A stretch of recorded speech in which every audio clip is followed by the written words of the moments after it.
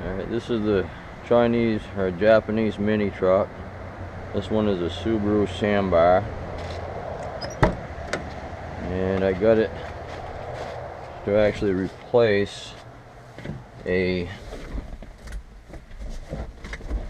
brand new Polaris.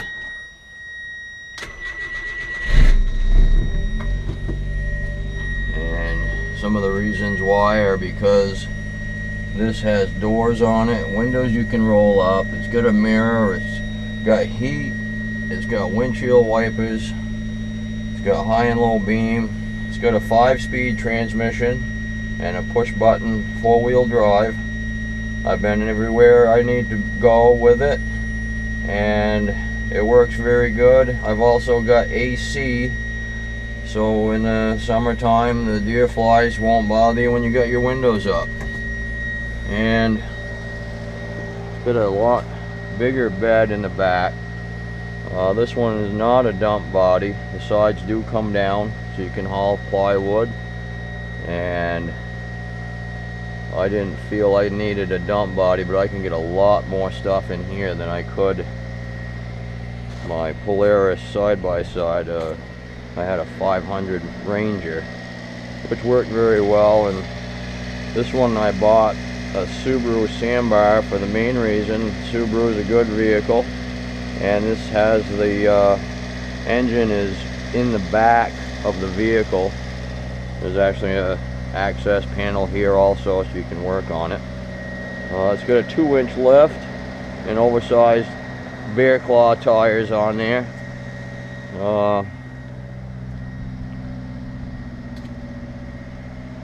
It runs good, it's nice and quiet, and like I said, I haven't had any problems at all with it. It shifts well, runs good, the heat is good, the AC works good. These in the winter when it's really cold, your cable on this one anyways, it sticks a little bit, but while it's got an emergency brake, which is another nice feature. Believe it or not, the Polaris Ranger does not have one. So if you get uphill and you put it in park, which the dealer said that is your parking brake, and I know how that goes. If you've ever parked on a hill with an automatic vehicle and not used your handbrake, the little ball gets caught in the transmission, and it won't release very easy. I actually had to have my son push on the back of the vehicle so I could get it out of park. So there's another nice feature. And not a lot of room. I don't need a lot of room. First gear, when I first bought it, underneath here there's a plate, and the person used it for landscaping and didn't want the employees to beat the crap out of it, so he had welded a plate on both sides. So I had first gear and reverse only. Now it's a true 5-speed, and it took about maybe 5 minutes with a Sawzall to cut them off. So, and this, I was surprised. I didn't know if it would go in the tight areas that the Polaris would go. So I'm going to show you where it'll go, and it'll go everywhere that would. There we go.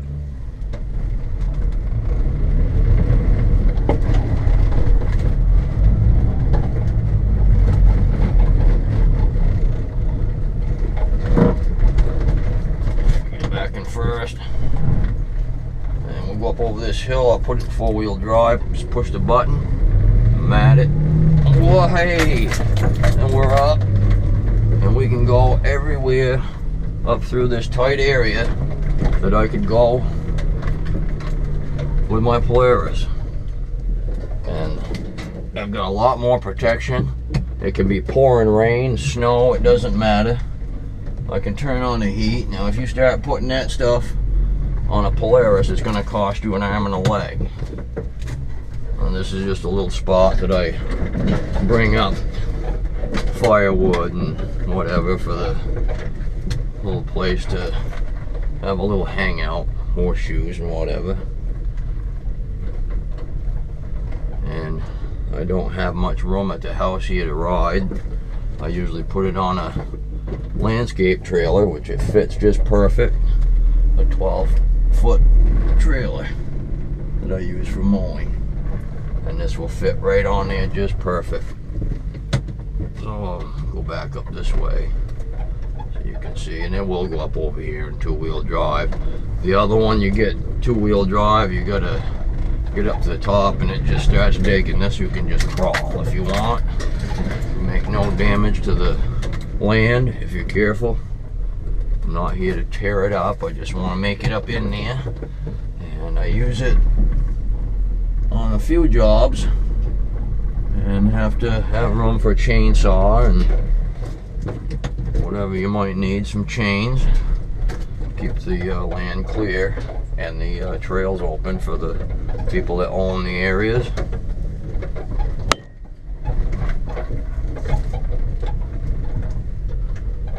And come back now through here. And I usually have a little bit of on the gas, push it, and it's out of four-wheel drive now.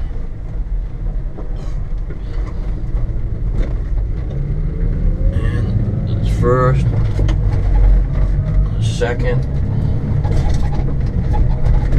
third. That's about all you're gonna get right around here. Back in second hill. Then we'll come up around this way. It's a really good year for apples this year. Awesome. It's the best they've ever done.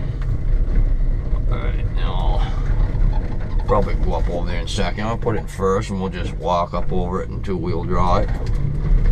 I won't come back up over that steep part because I don't want to dig it up. This will spawn just a little tiny bit. I could have matted it and dug it up, but like I said, we don't really want to do that.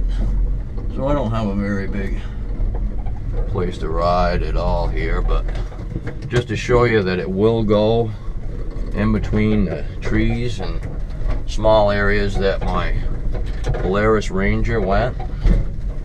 And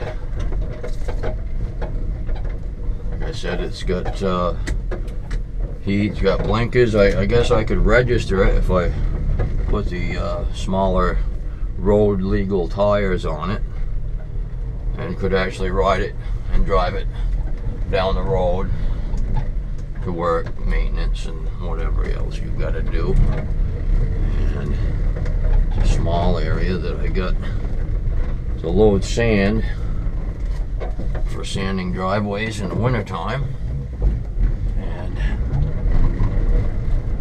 I will have a video on that EMR bucket loader that I had to buy to do that. It actually replaced a different one I had, and this one does not reach as high. I do have a cab and a heater on it now, but this is why I built this ramp, and I haven't used it to load yet, but I'm hoping that everything will be alright. Out of here, bang again. There we go.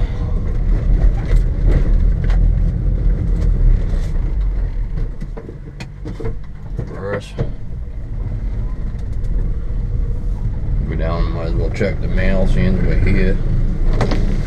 Windows work good. Everything is in pretty good shape. Check the mail. Grab that.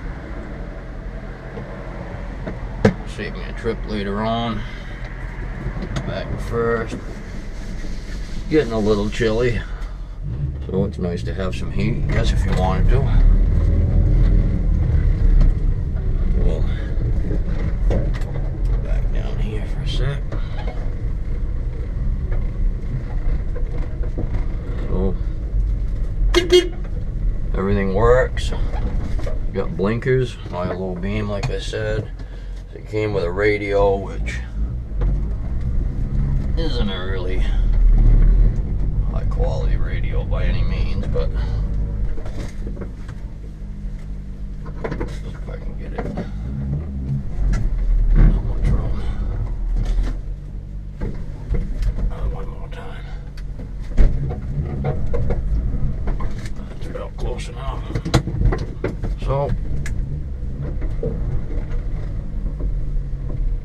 I'll be doing another video with it when I put it on the landscape trailer. I've got a small cabin I have to close up and a house this time of year, so that will be happening soon, and look forward to showing you that video. We'll be on a longer trail. We've got some steep places to get up to do that, so I'll put it right over here, and I'll just give you a quick look at the engine. I have to shut it off.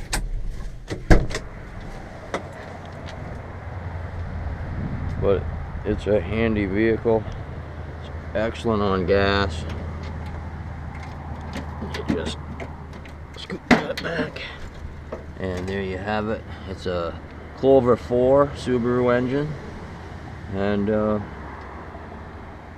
it's nice that the engine is in the back, because I come down some steep hills and I YouTube some of these guys in the other vehicles, Subarus and such, and they have the engine in the front, and they'd actually come down the street, hit the brakes, and the whole back end would come up and they'd do an endo. So I didn't want to flop over frontwards coming down some of the steep places, so that's why I decided to get a Subaru Sambar.